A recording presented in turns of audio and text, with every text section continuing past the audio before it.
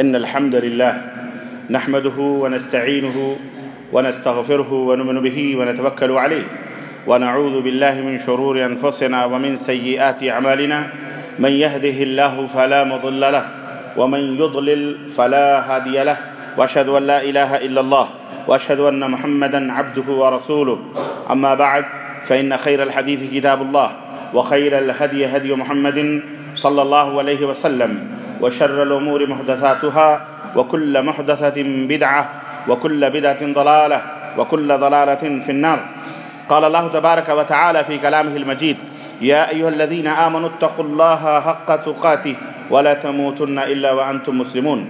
يا أيها الناس اتقوا ربكم الذي خلقكم من نفس واحدة وخلق منها زوجها وبث منهما رجالا كثيرا ونساء واتقوا الله الذي تساءلون به والأرحام إن الله كان عليكم رقيبا. يا أيها الذين آمنوا اتقوا الله وقولوا قولا سديدا يصلح لكم أعمالكم ويغفر لكم ذنوبكم ومن يطع الله ورسوله فقد فاز فوزا عظيما. اللهم صل على محمد وعلى آل محمد كما صليت على إبراهيم وعلى آل إبراهيم إنك حميد مجيد. اللهم بارك على محمد وعلى آل محمد كما بارکت علی ابراہیم وعلی آل ابراہیم انک حمید مجید. تمام قسم کی حمد و ثنا کبریائی اور بڑائی اس اللہ عز و جل کے لیے لائق و زیبہ ہے جس نے ہمیں اور آپ کو پیدا فرمایا، اور بیش بہا درود و سلام اس ذات مبارکہ مطہرہ پر جن کا نام نامی اسم گرامی احمد مجتبیٰ محمد مصطفیٰ صلی اللہ علیہ وسلم. برادران اسلام، نوجوان دوستوں، بزرگوں اور بھائیوں، آج بتاریخ 17 ربیع الاخر 1436 مطابق 5 فروری سن 2015 عیسوی کے اس اجلاس میں جو المکتب التعاونی للدعوت والارشاد و توحید الجالیات الرس کے زیر اہتمام ثنائیہ کے اس خوبصورت سی جامع میں اس مسجد کے اندر منعقد ہے، اس میں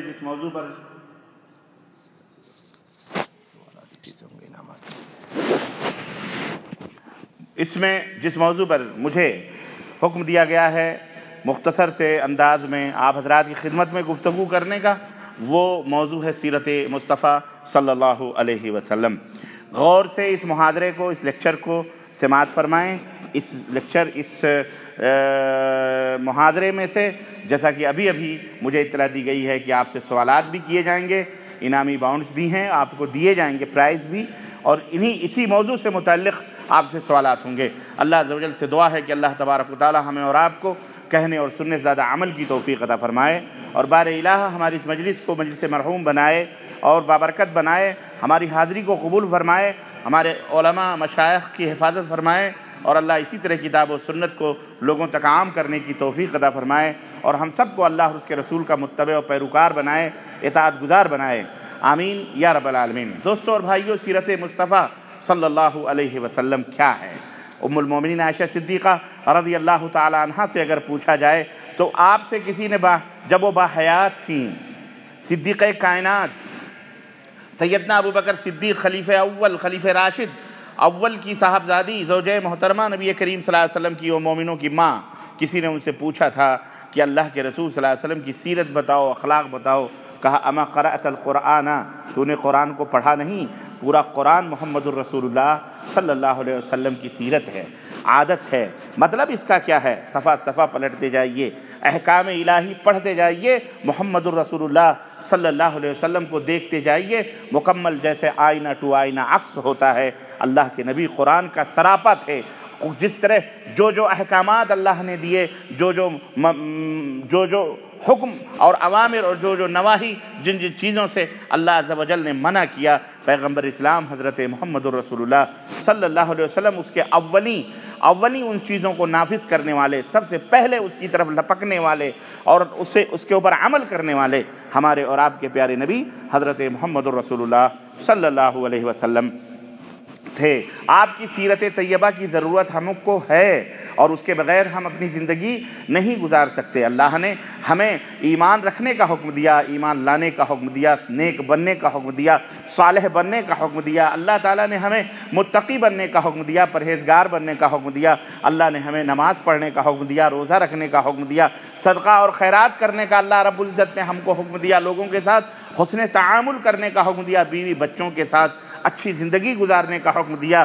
اللہ تعالیٰ نے عدل و انصاف کا حکم دیا، تقوی پرہیزگاری کا حکم دیا، مساوات و برابری کا حکم دیا، انسانیت سے محبت کرنے کا حکم دیا، ذرے ذرے سے پیار کرنے کا۔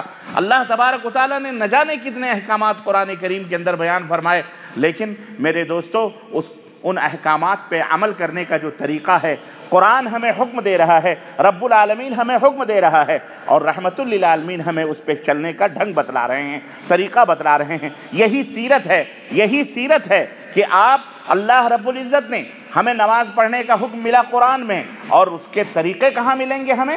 حضرت محمد الرسول اللہ صلی اللہ علیہ وسلم کے فرمان میں۔ عدالت و شجاعت و بہادری کا حکم ہم کو قرآن میں ملتا ہے، عدل اور انصاف کرنے کا حکم ہم کو قرآن میں ملتا ہے، اس کا طریقہ ہمیں کہاں ملتا ہے؟ حضرت محمد الرسول اللہ صلی اللہ علیہ وسلم کے فرمان میں ملتا ہے۔ غرض زندگی کے ہر موڑ پر، چاہے وہ عبادات سے متعلق ہوں، تجارات سے متعلق ہوں، معیشت سے متعلق ہو، کسی بھی گوشے سے اگر آپ دیکھیں گے، طریقہ عمل کرنے کا ڈھنگ، ہنر، فن، وہ تمام کی تمام چیزیں ہمیں حضرت محمد الرسول اللہ صلی اللہ علیہ وسلم کی زندگی ملیں گی۔ اسی لیے تو اللہ تبارک و تعالیٰ نے فرمایا تھا کہ لَقَدْ كَانَ لَكُمْ فِي رَسُولِ اللَّهِ أُسْوَةٌ حَسَنَةٌ۔ اے میرے بندو، میرا مقرب بننا چاہتے ہو، میرے سے قریب ہونا چاہتے ہو، میرا محبوب بننا چاہتے ہو، تو پھر قرآن پڑھو اور محمد الرسول اللہ صلی اللہ علیہ وسلم کو دیکھو۔ جس طرح قرآن پڑھ کر وہ عمل کر رہے ہیں، اسی طرح تمہیں بھی ٹرو کاپی کرنی ہے، تمہیں بھی اسی طرح سے چلنا ہے، تمہیں بھی اسی طرح سے اللہ کی بندگی کرنی ہے، تمہیں بھی اسی طرح سے اللہ کی عبادت کے اندر اپنی زندگی کو صرف کرنا ہے۔ وہی عمل میرے نزدیک محبوب ہے، پیارا ہے، اور میرے نزدیک تقرب کا ذریعہ ہے، جو میرے نبی حضرت محمد الرسول اللہ صلی اللہ علیہ وسلم نے کہا۔ اسی لیے اللہ نے فرمایا لَقَدْ كَانَ لَكُمْ فِي رَسُولِ اللَّهِ أُسْوَةٌ حَسَنَةٌ۔ نبی کریم کی زندگی تمہارے لیے بہترین نمونہ ہے، وہ بہترین آئیڈیل ہے، نمونہ ہے، سیمپل ہے تمہارے لیے۔ انہیں دیکھ کر تمہیں سجنا ہے، سنورنا ہے، اپنی زندگی کو بنانا ہے، اللہ سے قریب ہونا ہے۔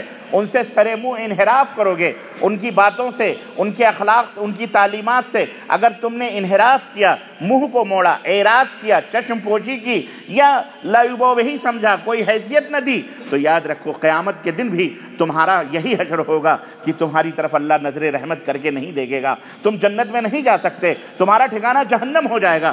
پیغمبر اسلام، آخری نبی حضرت محمد الرسول اللہ صلی اللہ علیہ وسلم کی زندگی تمہارے لیے بہترین نمونہ ہے۔ آپ کس طرح سے کھڑے ہوتے تھے، آپ کس طرح سے عبادت کرتے تھے، آپ کس طرح سے تجارت کرتے تھے، آپ کس طرح سیاست کرتے تھے، آپ کس طرح امامت کرتے تھے، آپ کس طرح خطابت کرتے تھے، آپ کس طرح شجاعت میں بے مثال تھے، آپ کی بہادری کیسی تھی، آپ جہاد فی سبیل اللہ کیسے کرتے تھے، کس طرح آپ صلی اللہ علیہ وسلم صدقات کرتے تھے، کس طرح شفقت و محبت کرتے تھے، کس طرح بیویوں کے ساتھ آپ کا حسن سلوک تھا، بچوں کے ساتھ اپنے سلوک تھا۔ یہی نہیں بلکہ پیغمبر اسلام کو اور آگے بڑھ کر دیکھا جائے تو حیوانات ہوں کہ جانور ہوں کہ چرند ہوں کہ پرند ہوں کہ آپ پیڑ ہوں کہ پودے ہوں، کائنات کے ذرے ذرے کے لیے آپ کو حضرت محمد الرسول اللہ صلی اللہ علیہ وسلم بے شمار بے مثال نمونہ نظر آئیں گے، رحمت و رافت و شفقت و محبت کا پیکر نظر آئیں گے مدنی تاجدار حضرت محمد الرسول اللہ صلی اللہ علیہ وسلم۔ آج مسلمانوں کو اپنے نبی کی سیرت کا پڑھنا بے حد ضروری ہے، اور اس کے بارے میں علم حاصل کرنا بے حد ضروری ہے۔ کیوں؟ اس لیے کہ آج اس نبی پہ، آج سے نہیں بلکہ نبی کی زندگی میں بھی انگلیاں اٹھائی گئیں۔ وہ نادان، وہ کفار، وہ مشرکین، وہ حیوانیت سے اور بربریت کے شکار، وہ خود وحشی جن کو سلیقہ نہیں، شعور نہیں، تمدن نہیں، تہذیب نہیں، وہ مدنی تاجدار پر پہلے بھی انگلی اٹھا چکے ہیں، آج بھی اٹھا رہے ہیں اور کل تک اٹھاتے رہیں گے۔ اور یہ اللہ پر انگلی، یہ پیارے نبی پر انگلی نہیں اٹھا رہے، یہ در حقیقت اللہ پر انگلی اٹھا رہے ہیں، یہ اللہ کی توہین کر رہے ہیں، یہ اللہ کی برائی کر رہے ہیں۔ ہمارے نبی کی توہین در حقیقت یہ اللہ کی توہین ہے، اللہ کی اہانت کرنا ہے۔ ہمارے نبی کا انکار در حقیقت اللہ کا انکار ہے، ہمارے نبی کی گستاخی در حقیقت اللہ کی گستاخی ہے۔ اے لوگوں کان کھول کر کے سنو، ہمارے نبی کی مخالفت در حقیقت اللہ کی مخالفت ہے۔ کیوں؟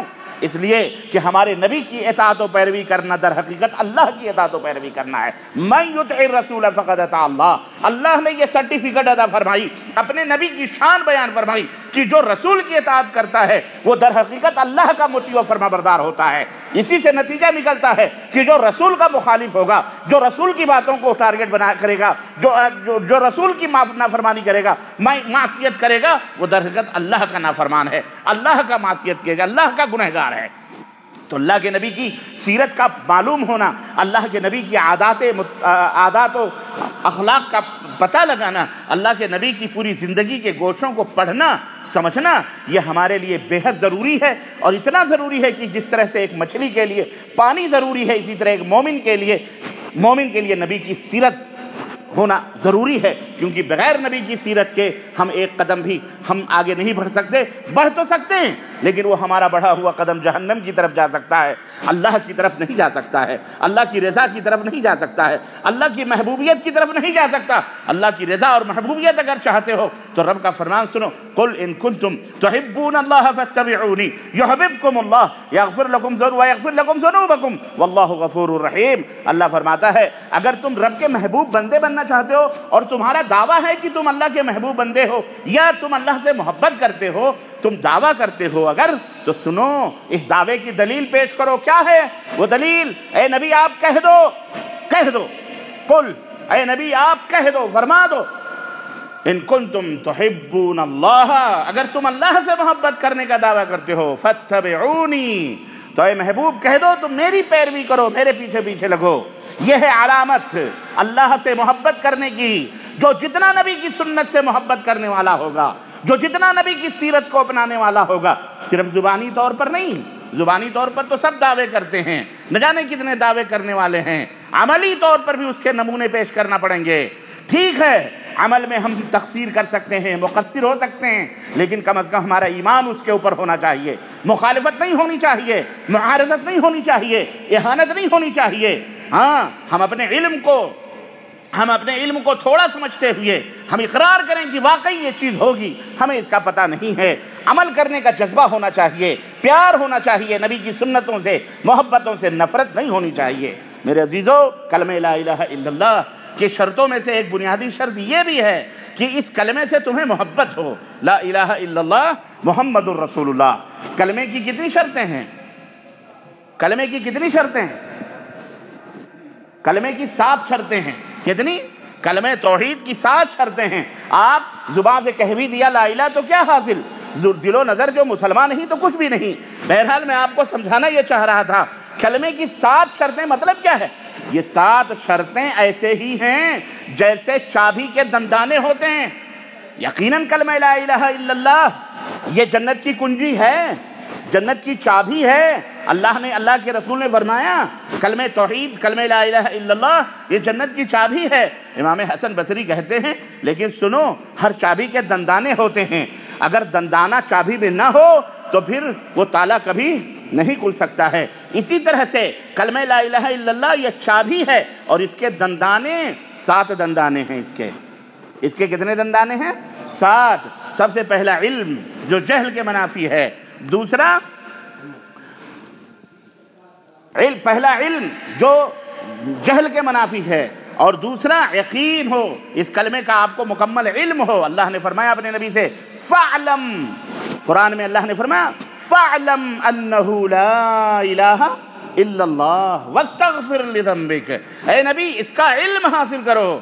لا الہ الا اللہ، اقبال نے کہا زبان سے کہہ بھی دیا لا الہ تو کیا حاصل، دل و نظر جو مسلمان نہیں تو کچھ بھی نہیں۔ زبان سے کہتے بہت ہیں لوگ لا الہ الا اللہ، لیکن کیا اس کے دندانے، اس کے شروط اور اس کے تقاضوں کو پورا بھی کرتے ہیں؟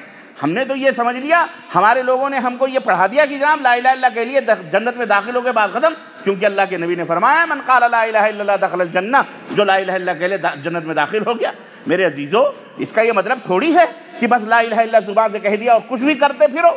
بھائی اس میں کوئی شک نہیں کہ اگر گواہ موجود ہیں، کسی نے کسی سے کہہ دیا کہ بھئی یہ گواہ ہے، یہ مہر ہے اور یہ لڑکی ہے، آپ قبول کر لو، اس نے کہا میں نے قبول کیا، بیوی ہو گئی تو بیوی ہو گئی، بات ختم۔ اس کے اور بھی تقاضے ہیں کہ نہیں تقاضے ہیں، انہیں پورا کرنا چاہیے۔ اگر پورا کرے گا تو وہ شوہر کہلائے گا، پورا نہیں کرے گا تو وہ ایسے ہی اسے کوئی شوہر نہیں کہہ سکتا۔ بیوی کے بھی کچھ فرائض کچھ واجبات ہوتے ہیں، ایسی لا الہ الا اللہ جب آپ نے کہہ دیا تو اس کے کچھ تقاضے ہیں، اس کے کچھ اصول ہیں، کچھ ضابطے ہیں، اس کے دندانے چابی کے، اور وہ دندانے اس کلمے کی معرفت ہو آپ کو۔ لا الہ الا اللہ کا معنی اللہ کے سوا کوئی معبود حقیقی نہیں ہے۔ زبان سے صرف ورد کرنا لا الہ الا اللہ الہ الا اللہ الہ الا اللہ، اور جا کے کہیں سجدے کرنا کسی پتھر پر، کسی اینٹ پر، یا اپنے ہاتھوں سے بنائے ہوئے دیولوں اور دیویوں پر، اور یا مورتیوں پر، یا جناب علی اپنے ہاتھوں سے بنائے ہوئے شد علم چبوترے قبر درگاہ مزاروں پر جا کے سجدے کرو اور زبان سے لا الہ الا اللہ کہتے رہو، کوئی فائدہ نہیں ہے، کوئی فائدہ نہیں۔ یہ طوطے کی طرح رٹنا، یہ طوطے شاہ تو آپ ہو سکتے ہیں لیکن مومن نہیں بن سکتے، یاد رکھیے آپ۔ ہاں رجسٹروں میں آپ مسلمان ہو جائیں گے گورنمنٹ کے، لیکن آپ مسلمان نہیں ہو سکتے اللہ تبارک تعالیٰ کے رجسٹر، جب اس کے تقاضے جب تک پورے نہیں ہوں گے۔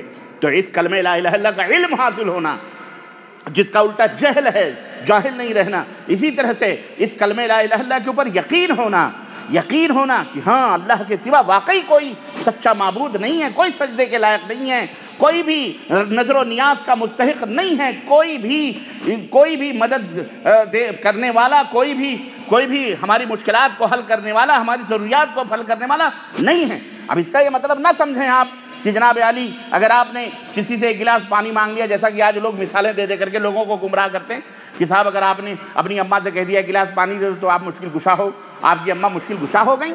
یہ سب جانتے ہیں حقیقتوں کو، لیکن یہ الٹی گنتی آپ کو گن کر کے آپ کو پھیرتے ہیں، بیوقوف بناتے ہیں۔ اللہ تعالیٰ انہیں ہدایت عطا فرمائے۔ ان کو کیا کہیں، یہ پڑھے لکھے جاہل امامے ترے باندھ کر کے امت مسلمہ کو شرک اور کفر کے اندر ملوث کر رہے ہیں، اور کہہ رہے ہیں بس لا الہ الا اللہ کہہ لو۔ جناب علی جو ایک دفعہ مسلمان ہو جاتا وہ کبھی کافر یا مشرک ہوتا ہی نہیں ہے۔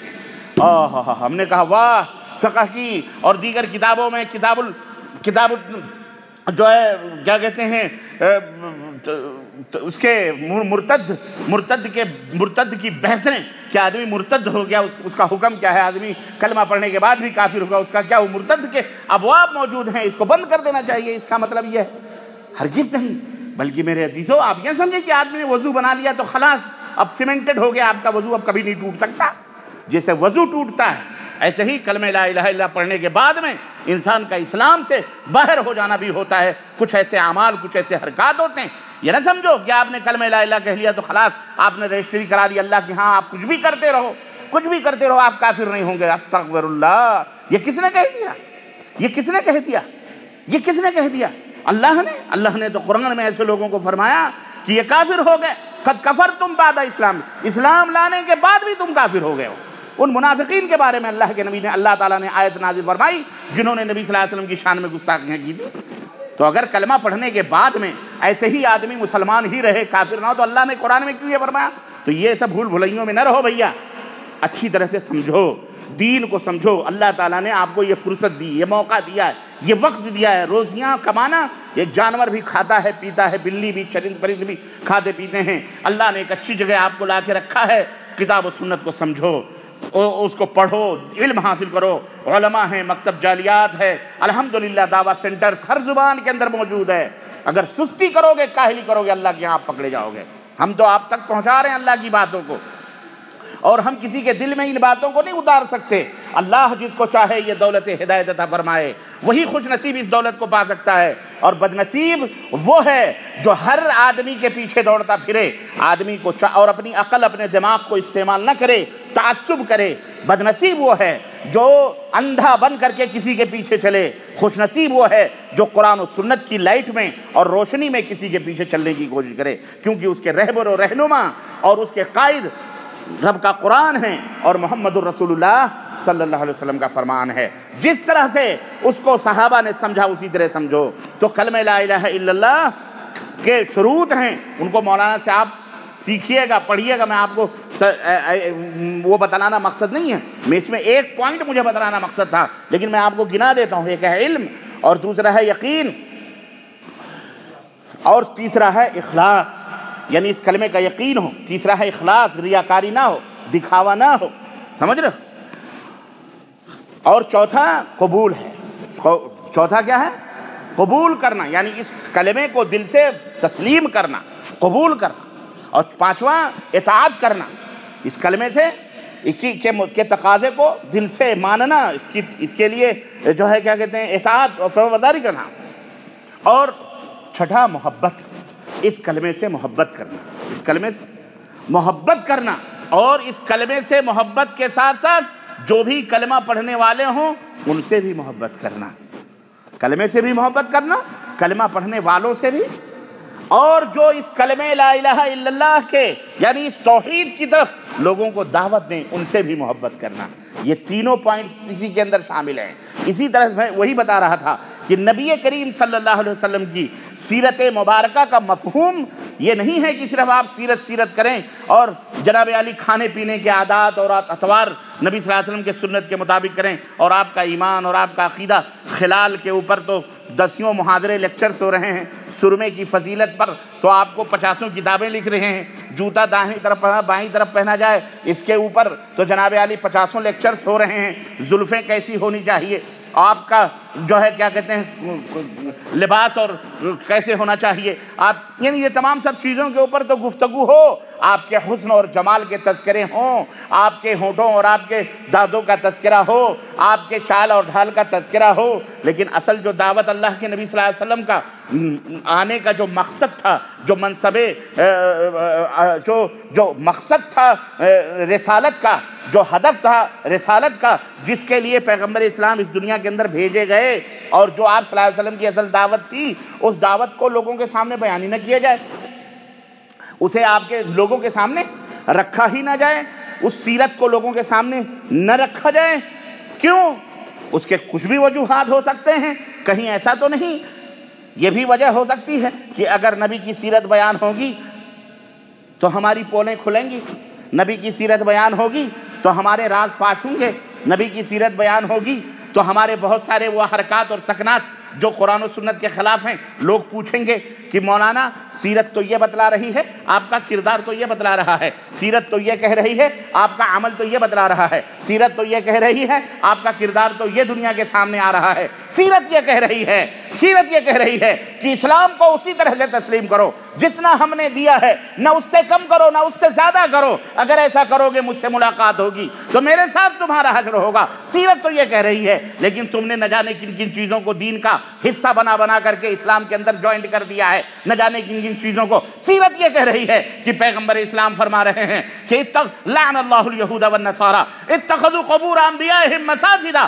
سیرت یہ کہہ رہی ہے کہ یہود و نصارہ کے اوپر اللہ کی لعنت ہو جنہوں نے اپنے نبیوں اور اپنے نیک لوگوں کی قبروں کو سجدہ گاہ بنا لیا ہے۔ اور مولوی تیرا کردار تو یہ ہے کہ تو ہر گئے گزرے مرے ہوئے آدمی کی قبروں کو پختہ بنا کر، گنبدیں بنوا کر، چادریں چڑھا کر، عرس ہی نہیں اس کے سجدے بھی کروا رہا ہے، رکوع بھی کروا رہا ہے، اس کو دھو دھو کر لوگوں کو پلوا بھی رہا ہے۔ سیرت تو یہ کہہ رہی ہے کہ یہ لعنتی عمل ہے، تیرا عمل سیرت کے خلاف کیوں ہے؟ سیرت یہ کہہ رہی ہے، سیرت یہ کہہ رہی ہے اللہ کے سوا کسی کو نہ پکارو۔ چند صحابہ کرام نبی کی خدمت میں حاضر ہوئے اور انہوں نے کہا کہ استغیث بک یا رسول اللہ، اے اللہ کے رسول ہم آپ سے استغاثہ کر رہے ہیں، ہم آپ سے مدد طلب کر رہے ہیں۔ اللہ کے حبیب کی پیشانیوں پر سلوٹیں آ گئیں، آپ نے فرمایا انما لا یستغاث بی، مجھ سے مدد نہ طلب کرو، مدد طلب کرنا ہے عرش والے سے طلب کرو۔ سیرت یہ کہہ رہی ہے کہ جو کچھ بھی مانگنا ہے اللہ سے مانگو، اور مولوی کا کردار، مولوی کا خطبہ، مولوی کی تقریر، مولوی کا عمل یہ بتلا رہا ہے کہ اللہ سے، اللہ کے در کو محروم کروا کر بندوں کی پیشانیوں کو غیر اللہ کی چوکھٹوں پر جھکوایا جا رہا ہے، اولیاء کے نام پر، صالحین کے نام پر، بزرگوں کے نام پر درگاہ بنا کر، قبروں کو بنا کر وہاں ناچ کروائی جا رہی ہے، بھنگڑے کروائے جا رہے ہیں۔ سیرت یہ کہہ رہی ہے کہ نظر و نیاز صرف اللہ کے لیے۔ مولوی کا کردار یہ ہے کہ درگاہ اور مزاروں کے اوپر جا کر کے وہاں نظریں مانی جا رہی ہیں، مرغے چڑھائے جا رہے ہیں، بکرے چڑھائے جا رہے ہیں۔ سیرت آج بیان کہاں ہو رہی ہے؟ سیرت کو لوگ کہاں بیان کر رہے ہیں؟ زلف و کاکل کا تذکرہ ہو رہا ہے، نبی کی آنکھوں کا تذکرہ ہو رہا ہے، نبی کے ہاتھ اور پاؤں کے تذکرے ہو رہے ہیں، لیکن اصل جو سیرت مصطفیٰ صلی اللہ علیہ وسلم ہے لوگوں کی آنکھوں سے اوجھل رکھا گیا ہے، لوگوں کو بیان نہیں کیا جا رہا ہے۔ کیوں؟ اس لیے کہ سیرت بیان ہوگی، مولوی کی پیٹ کے اوپر لات پڑے گی، اس کے رزق کے اوپر زد آئے گی، دنیا سوال کرے گی سیرت تو یہ ہے، تیرا کردار تو یہ ہے، آخر یہ دونوں میں کیوں تضاد ہے، کیوں فرق ہے؟ نبی کی سیرت تو کچھ اور کہتی ہے اور تیرا عمل، تیرا کردار، تیری تقریر، تیری کتابیں، تیری تحریریں تو کچھ اور کہتی ہیں، آخر یہ تضاد کیوں ہے؟ سیرت نبی کی سیرت قرآن کریم ہے. کیا ہے؟ ہاں وما آتاکم الرسول فخذوہ وما نہاکم عنہ فانتہوا. نبی کی سیرت سننے کے لیے یہ 45 منٹ نہیں، 45 برس بھی نہیں، عمر بھی گزر جائے، نبی کی سیرت پڑھتے رہو، لذتیں تمہیں ملتی رہیں گی. ہمیں کہا جاتا ہے یہ سیرت نہیں جانتے، جن کا اڑھنا بچھونا ہی سیرت کے اوپر چل رہا ہو، جو یہ کہتے ہیں اور جنہوں نے دنیا کے سامنے یہ پیغام دیا ہے کہ اے دنیا کے لوگوں، ہمارے سامنے اگر تمہیں آنا ہے، ہماری گردنوں کو جھکانا ہے، ہمیں اپنی منوانا ہے، تو یا تو رب کا قرآن لاؤ یا محمد الرسول اللہ کی سیرت لاؤ. اس کے علاوہ ہماری گردنیں کسی کی چوکھٹوں پہ نہ جھکیں اور نہ جھکیں گی. اور ہمارا یہی میسج ہے. بولو غلط ہے؟ بولو ہم جھوٹے ہیں؟ ہم مکار ہیں؟ ہم یہودوں کے ایجنٹ ہیں؟ ہم انگریزوں کے ایجنٹ ہیں؟ انگریزوں نے ہمیں پیدا کیا. ہم نے کہا اگر ہمیں انگریزوں نے اسی لیے پیدا کیا کہ ہم نبی کی سیرت بیان کریں، قرآن کھول کھول کے بیان کریں. مردود تو تجھ سے کہیں زیادہ بہتر یہ انگریز ہیں جو تو قرآن اور حدیث سے لوگوں کو منع کر رہا ہے، لوگوں کو قرآن اور حدیث سے دور کرنے کی کوشش کر رہا ہے. پھر تو یہود و نصارہ ہی اچھے ہوئے نا. ہوئے کہ نہیں ہوئے؟ بولو ان کو.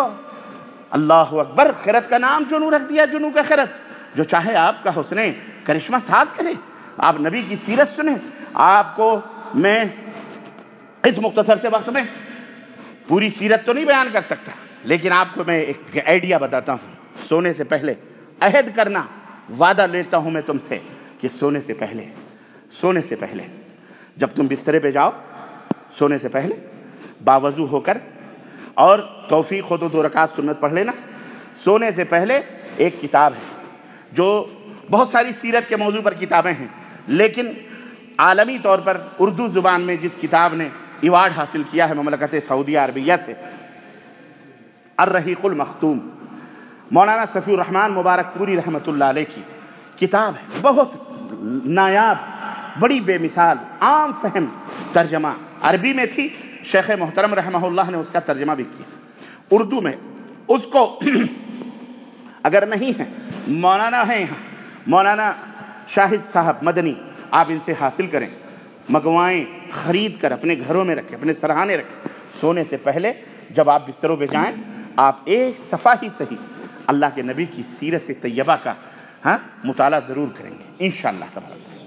ہاں ایک صفحہ پڑھتے جاؤ گے انشاءاللہ، چند دن گزریں گے، پوری سیرت کے آپ کو نظر گزر جائے گی. اور انشاءاللہ پھر اس کو دوبارہ اس طرح نبی کی سیرت کا مطالعہ کرو. موقع نہیں ملتا نا آپ کو، آپ کہتے ہو یہ موقع نہیں ہے، وہ موقع نہیں ہے، ہم کب پڑھیں، کب لکھیں، کب کیا کریں. یہ بہترین موقع ہوتا ہے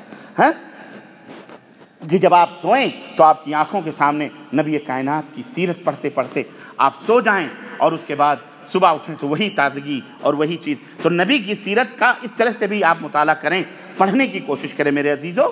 آپ صلی اللہ علیہ وسلم کا عقیدہ، آپ کا ایمان، آپ کا عمل، آپ کا کردار، ہر میدان، جس میدان میں ہمارے نبی کو آپ دیکھو گے، اللہ کی قسم بے مثال نظر آئیں گے. اللہ اکبر، اللہ اکبر. پیٹوں کے اوپر پتھر. آج کون سا مولوی ہے جو پیٹوں کے اوپر پتھر باندھتا ہے؟ ایک صحابی رسول نبی کائنات کی خدمت میں حاضر ہوئے، انہوں نے کہا کہ اللہ کے نبی یہ دیکھیے، یہ دیکھو میں نے پیٹ کے پتھر باندھے ہوئے. ایک پتھر بندھا ہوا تھا. پیارے نبی نے اپنا کرتا اٹھایا اور کہا مجھے دیکھو 3 پتھر باندھے ہوئے ہیں. اللہ اکبر.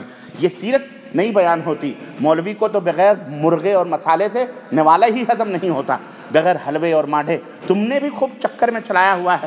حضرت زردے بن رہے ہیں، پلاؤ بن رہے ہیں، دیگیں کھنک رہی ہیں، مرغے آ رہے ہیں، مولوی کو خوب کھلا پلا کر کے، ہے نا، آپ نے خوب وہ تقریریں گلے پھاڑ کر، جتنا وہابیوں کو گالیاں دے وہی سب سے بڑا مولوی مانا جاتا ہے کہ نہیں ہمارے ہاں. اسی پہ نعرے تکبیر کے پھول جھڑیاں. پوری دنیا سنو، یہ فرقوں کی میں بات بتا رہا ہوں، اسلام میں فرقہ نہیں ہے. اور نبی صلی اللہ علیہ وسلم کی سیرت کیا ہے؟ سیرت دیکھو، غزوہ تبوک کا موقع ہے، واپس ہو رہے ہیں، گرمی کا موسم ہے، صحابہ کرام رضوان اللہ علیہم اجمعین کو حکم ملا اسی وادی کے اندر پڑاؤ ڈالا جائے. پڑاؤ ڈالا، پوری فوج رکی. لوگوں نے دیکھا سخت گرمی ہے، کوئی کسی جھاڑ کے نیچے، کوئی کسی جھاڑ کے نیچے، کوئی کسی پہاڑ کی اوٹ کے اندر سایہ ڈھونڈ کر کے، اس طرح سے بکھر کر کے صحابہ آرام کرنے لگے. پیغمبر اسلام حضرت محمد الرسول اللہ، جو ساری کائنات کے لیے رحمت للعالمین بنا کے بھیجے گئے تھے، جو وحدت امت کی تعلیم لے کے آئے تھے، جو اللہ رب العزت سے دلوں کو جوڑنے کے لیے آئے تھے، جو اللہ کے بندوں کو بندوں کی غلامی اور بندگی سے نکال کر اللہ کی غلامی میں ڈالنے کے لیے آئے تھے، جو ظلمتوں تاریکیوں کو روشنی اور ضیاء بخشنے کے لیے آئے تھے۔ ان کی درشٹی، ان کی نظر جب تمام صحابہ پر پڑی، وہ دل مچل گیا۔ کہنے لگے میرے صحابہ، یہ تمہارا وادیوں میں بکھر بکھر کر کے بیٹھنا، متفرق ہو کر کے بیٹھنا مجھے اچھا نہیں لگتا۔ کتنی اچھی بات ہو کہ جہاں ہم اتریں، جہاں بیٹھیں، وہیں کے اوپر اکٹھا ہو کر کے بیٹھا جائے، سکھ دکھ کے ساتھی رہیں، سردی ہو گرمی ہو وہیں جمع ہو کر کے بیٹھا جائے۔ یہ نبی کریم صلی اللہ علیہ وسلم کا حکم تھا، یہ اللہ کے نبی کی آرزو تھی، خواہش تھی۔ بھلا وہ صحابہ جو زبان مبارک کی حرکت کے منتظر ہوا کرتے تھے اظہار اور قربانی کے لیے، بھلا وہ اتنی بات سنیں اور عمل نہ کریں؟ فوری طور پر سارے صحابہ سمٹ گئے۔ راوی کا بیان ہے، واللہ اگر اللہ کی قسم اگر ہم ایک چادر بچھا اوپر اڑا دیتے تو سارے صحابہ اکٹھا ہو کر کے اس طرح بیٹھ گئے تھے کہ اس چادر کی چھاؤں میں آ جاتے۔ اتنا اتحاد۔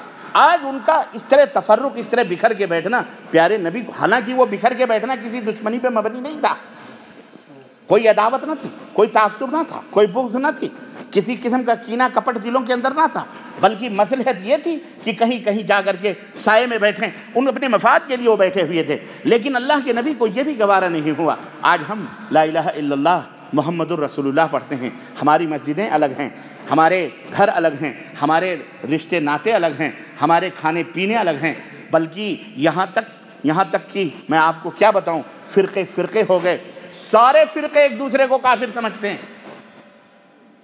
لیکن دنیا میں ایک ہی شخص ہے، ایک گروہ ہے جو ہم سب کو مسلمان سمجھتا ہے۔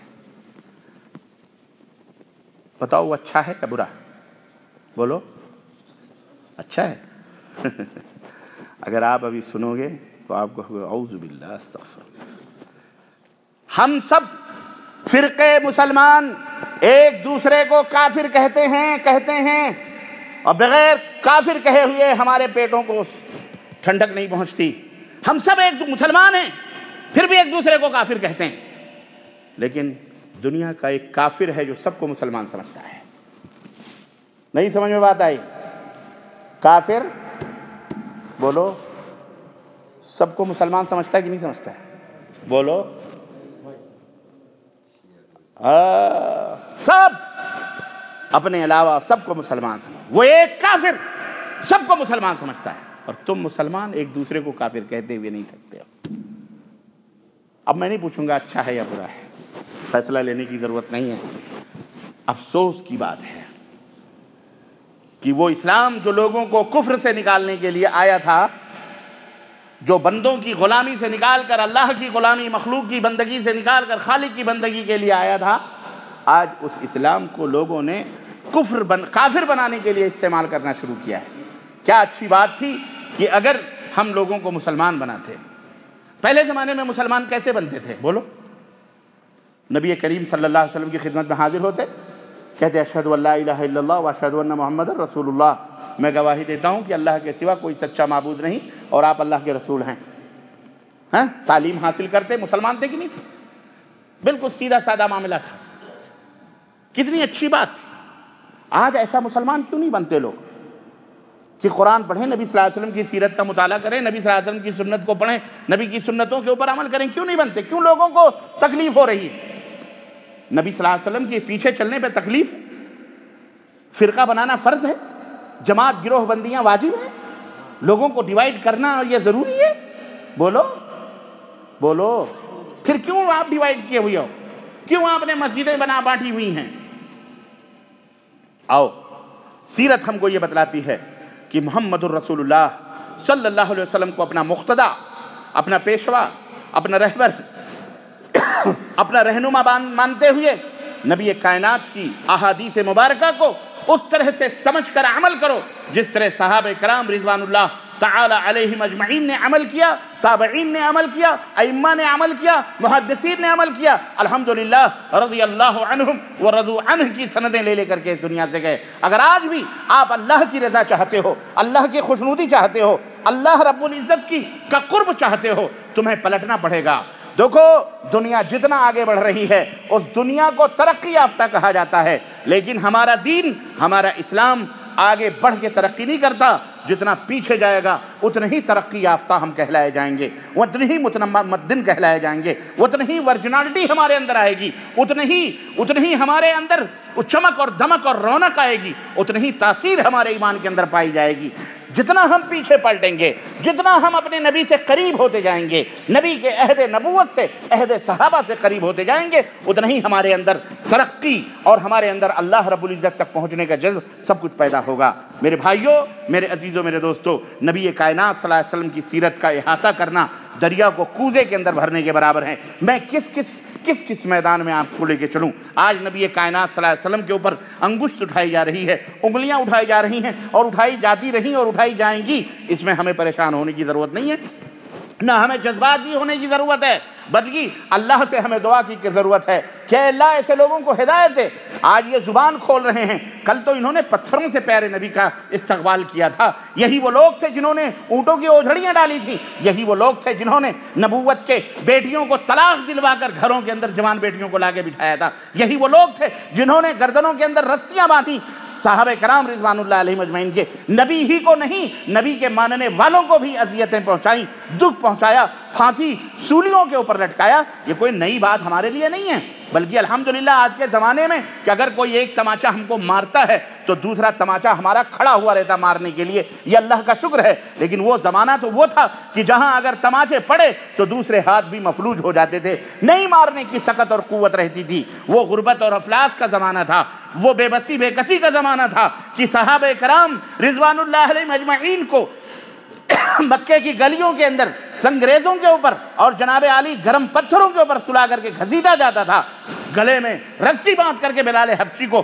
اسی مکے کی گلیوں میں گھسیٹا جاتا تھا۔ بے کسی بے بسی کا عالم یہ تھا کہ دیکھنے والے مسلمان دیکھ کر آنکھیں بند کر کے گزر جاتے تھے، ہمت نہ تھی کہ کھڑے ہو کر کے ان کی کوئی مدد کر سکیں۔ آل یاسر بدھے ہوئے، ماں ننگی بندھی ہوئی، باپ بھی ننگا بدھا ہوا، بیٹا بھی ننگا بدھے ہوئے، اور وہیں پر اذیتوں پہ اذیتیں جھیل رہے ہیں۔ پیغمبر اسلام محمد الرسول اللہ صلی اللہ علیہ وسلم کا گزر ہوتا ہے، دیکھتے ہیں، چلاتے ہیں وہ کہ اللہ کے نبی مدد کر دو ہماری۔ اللہ کے نبی نے فرمایا کہ انشاءاللہ یہاں نہیں، صبرن یا آل یاسر، اے یاسر کی اولاد صبر کرو، یہاں اگر نہ مل سکے تو جنت میں ضرور تم سے ہماری ملاقات ہوگی انشاءاللہ تعالی۔ یہ محمد الرسول اللہ صلی اللہ علیہ وسلم، یہ اس وقت کے حالات ایسے تھے۔ آج تو وہ حالات نہ رہے، آج تو الحمدللہ ایسے حالات نہ رہے، پھر اس کے باوجود بھی میرے مسلمان بھائیوں، میرے عزیزوں، میرے دوستوں، آج ہم میں یہ سستیاں اور یہ غفلتیں اور نبی کی سیرت مبارکہ کے تعلق سے یہ تمام سب کاہلیاں کیوں ہیں؟ آج تو الحمدللہ ہم مضبوط ہیں، آج وہ اذیتیں ہم نہیں جھیل رہے، نا آج وہ صرف زبانی طور پر وہ تمام سب چیزیں چلا رہے ہیں، یا ہم کو آپس میں لڑا کر کے فتنے پیدا کر کے یہ تمام سب اپنے مقاصد کو حاصل کر رہے ہیں۔ ہم کب سمجھیں گے اس حقیقت کو کہ دشمن ہمارے پیچھے شروع سے ازل سے لگا ہوا ہے کہ کس طرح سے ہمیں ہلاک و برباد کرے، کس طرح اپنے نبی سے دور کرے۔ کیوں آپ نبی سے دور ہو رہے ہیں؟ کیوں آپ نبی سے الگ ہو رہے ہیں؟ بھائی یاد رکھو، نبی سے الگ ہو گئے، نبی کی تعلیم سے الگ ہو گئے، اللہ تعالیٰ تمہیں الگ کر دے گا، ٹکڑے ٹکڑے کر دے گا۔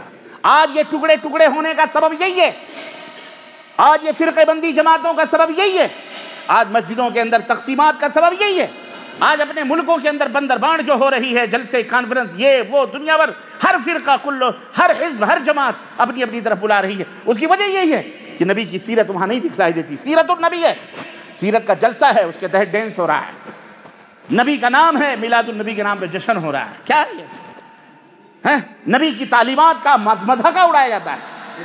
کھانے والے پینے والوں نے داڑھیاں لمبی کر لی، ٹوپیاں بڑھا لی، علم سے پیدل، اور ہم نے داڑھی اور پگڑ کو یہ علامۃ الدہر ہونے کا ایک معیار سمجھ رکھا ہے کہ جس کی لمبی داڑھی جتنی ہو اتنی بڑا علامہ ہے، اور جس کا ٹوپا جتنا بڑا ہو اتنی بڑا علامۃ الدہر ہے۔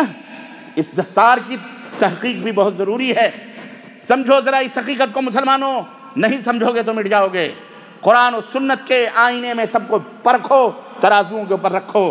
کوئی شخصیت تمہارے ساتھ، نہ میں نہ تم نہ کوئی کسی کی قبر میں نہیں جانے والے ہیں۔ اللہ اور اس کے رسول کے فرمان کو پڑھو، سمجھو اگر جنت میں جانا چاہتے ہو تو خود محنت کرو، جد و جہد کرو، کسی کے کندھے پر سوار ہو کر کے تم جنت میں نہیں جاؤ گے۔ رب کی قسم ہے، اللہ کی قسم ہے، قرآن میں پڑھتے ہو کل امرئ یومئذ شأن یغنیہ، قیامت کے دن ہر آدمی کا الگ الگ مسئلہ ہوگا۔ کوئی بھائی دور سے یوم یفر المرء من اخیہ وامہ وابیہ وصاحبتہ وبنیہ، جس دن ماں باپ بھائی بہن سب دور بھاگیں گے، کوئی کسی کا کام نہیں آئے گا۔ تو یہ مولوی کام آئے گا؟ یہ جو کہتا ہے میرا دامن پکڑ لو جنت میں پہنچا دیں گے، یہ آئے گا پھٹیچر؟ یہ جنت میں جائے گا؟ اس کی کوئی گارنٹی ہے؟ بولو، اس مولوی کی کوئی گارنٹی ہے؟ لوگ سجدے کر رہے ہیں انسانوں کو، اللہ کی قسم سجدے کر رہے ہیں، رو رہے ہیں سجدے کر، انسانوں کے سجدے۔ کیا نبی کی سیرت یہی ہے کہ خود کے سجدے کروائے جائیں، مردوں کے سجدے کروائے جائیں، قبریں دھو دھو کے پلوائی جائیں؟ بولو کیا دین ہے، کیا مذہب ہے؟ کرامات کے نام پر لوگوں کا تقدس، اس کا نام بیچ کر تعویذ گنڈے پلیتے دنیا بھر کے، یہ سیرت ہے نبی صلی اللہ علیہ وسلم کی؟ بازاروں میں نبی کا نام لے کر چمٹے بجائے جائیں، قوالیاں بھنگڑے ڈالے جائیں، یہ نبی کی سیرت ہے؟ گنبد خضرا سے محبت کا دعویٰ کر کر کے چوکوں چوراہوں پر رکھ کر کے جناب علی اس سے وہاں جا کر کے نظر و نیاز اور بتیاں سلگائی جائیں، خانہ کعبہ کے تقدس کو پامال کیا جائے، چوکوں چوراہوں پر گنبد خضرا کو نقشہ بنا بنا کر کے رکھا جائے، یہ نبی کی محبت ہے؟ یہ کون سا دین ہے؟ یہ کس دین کے پیروکار ہیں؟ یہ نبی کی سیرت ہے؟ یہ ہمیں بتایا جائے کون سی سیرت ہے یہ؟ ہمارے نبی کی سیرت میں تو اس کا کہیں کوئی شمع برابر بھی کہیں کوئی نقشہ نظر نہیں آتا۔ پھر یہ کیوں ہے؟ اے مسلمانوں، اللہ کے نبی صلی اللہ علیہ وسلم، یہ ہمارا پیغام ہے۔ وقت بہت کم ہے، زندگی مختصر ہے، موت چاروں طرف سے ہمیں اپنے پنجوں میں گھیرتی جا رہی ہے۔ توبہ کرو اللہ تعالیٰ سے، توبہ کرو انشاءاللہ تبارک و تعالیٰ، توبہ کرو اور اللہ سے دعا کرو کہ اللہ ہمیں صحابہ والا راستہ بتا دے، تابعین کا راستہ بتا دے، ائمہ مجتہدین کا راستہ بتا، محدثین کا راستہ بتا، خلفائے راشدین کے راستے پہ چلا۔ یہ وہ ہیں جن کو جنت ہونے کی سندیں ملی ہیں، رضی اللہ عنہ، فَإِنْ آمَنُوا بِمِثْلِ مَا آمَنْتُمْ بِهِ فَقَدِ اهْتَدَوْا۔ نبی کے صحابہ کا مقام اور شان یہ ہے کہ اگر لوگ اس طرح ایمان لائیں جس طرح صحابہ ایمان لائے ہیں تو اے لوگوں ہدایت یافتہ ہے، تو اس طرح بنو۔ نبی کائنات کی سیرت پڑھ کر سجنے کی، سنورنے کی، خود بال بچے بیوی سب کو سنوارنے والے بنو۔ ایسے نہ بنو کہ پڑھو سنو بس سب کچھ صحیح ہے مولوی صاحب، لیکن ہم تو اپنے مولوی صاحب کے بیعت کیے ہوئے ہیں، ہم انہی کی مانیں گے، آپ کون؟ اور آج تو دنیا میں ایک پھونک مارنے کی آپ کے کان میں دیری، مولوی مار دیتا ہے، خلاص۔ کیا وہابی ہیں وہ؟ نہ سنیو ان کی بات، ختم۔ وہابی کا نام آیا ختم، یہ کہہ کر کے لوگوں کو گمراہ کیا جا رہا۔ آج ہمیں اللہ رب العزت نے یہ دولت اسی لیے عطا فرمائی کہ الحمدللہ ہم نے قرآن کو پڑھا، حدیث کو پڑھا، آپ بھی پڑھو سمجھو، اور اس طرح اللہ کے رسول صلی اللہ علیہ وسلم کی سیرت طیبہ کا مطالعہ کرو۔ انشاءاللہ تبارک و تعالی نبی کی سیرت جتنی پڑھو گے، قرآن کا ترجمہ، نبی کی سیرت جتنی پڑھو گے، احادیث سے محبت کرو گے، انشاءاللہ جنت میں اللہ کے نبی کے ساتھ رہیں گے۔ ہمارا یہی پیغام ہے۔ ہماری بات دیوار پہ مار دو، ہماری بات ٹھوکر مت کر دو، لیکن ہماری وہ بات جو قرآن اور سنت کے مطابق ہے، جس پہ مہر لگی ہے مدینے والے کی، اسے تم تسلیم کر لو۔ اپنے من میں ڈوب کر پاجا سراغ زندگی، اپنے من میں ڈوب کر پاجا سراغ زندگی، تو اگر میرا نہیں بنتا نہ بن، اپنا تو بن، اپنی جنت تو بناؤ، اپنی عاقبت تو بناؤ۔ ہم تمہیں جنت کی راہ بتلا رہے ہیں، تحقیق کرو، جستجو کرو، تلاش کرو۔ اس بقیہ باتیں انشاءاللہ شیخ محترم موجود ہیں، وہ آپ کی خدمت میں رکھیں گے۔ یہ سیرت کا میسج ہے، پیغام ہے، اس سے ہم اپنی زندگی بنا سکتے ہیں اور آخرت بھی بنا سکتے ہیں، دنیا بھی سج سکتی ہے، آخرت بھی، اور جنت کے میں بھی جا سکتے ہیں، اور اللہ کے محبوب بندے بھی بن سکتے ہیں، اللہ کے ولی بھی بن سکتے ہیں۔